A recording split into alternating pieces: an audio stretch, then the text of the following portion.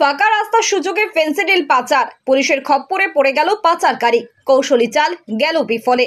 গাড়ির ছাদের পাটাতনের ভেতরে লুকিয়ে পাচার হচ্ছিল ফেন্সিডিল, কিন্তু পাচার করার আগেই জলঙ্গি থানার পুলিশ তাদের আটকে দেয়। প্রথমে পুলিশের সন্দেহ না হলেও গাড়িতে থাকা যুবকদের কথার মধ্যে অসঙ্গতি পাওয়ায় তাদের আটকে শুরু হয় তল্লাশি।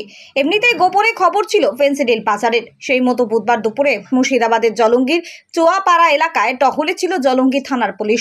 সন্দেহভাজন গাড়িটিকে আটকে তল্লাশি চালাতেই উদ্ধার হয় ফেন্সিডিলের বোতল।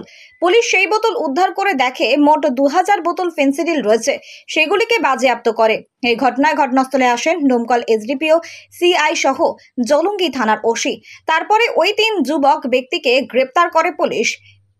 সেই সাথে ফেন্সিডিল সহ বাজেয়াপ্ত করা হয় পাচারের কাজে ব্যবহৃত গাড়িটিও। পুলিশ সূত্রে জানা গেছে, ধৃতদের নাম দীপঙ্কর হালদার, তুজামুদ্দিন মণ্ডল, আসারুল ইসলাম।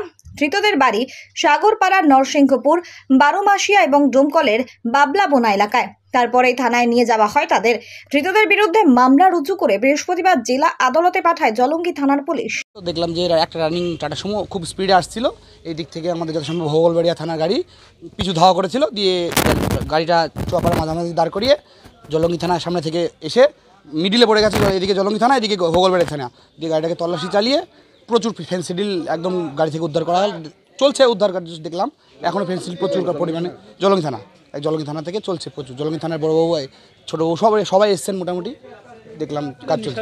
নেশা জাতীয় দ্রব্য যেটা একদম ফেন্সিডিল নাম, যেটাকে নাম বলছে, তো গাড়ি তল্লাশি চালিয়ে গাড়ির থেকে, গাড়ির পার্টসের থেকে গাড়ির এই ফেন্সিডিলই বেশি যা দেখলাম। এইগুলোতে যুবকের প্রচুর ক্ষতি রয়েছে, এগুলোতে প্রচুর ক্ষতি রয়েছে, যুব সমাজ ধ্বংস হয়ে যাবে এতে।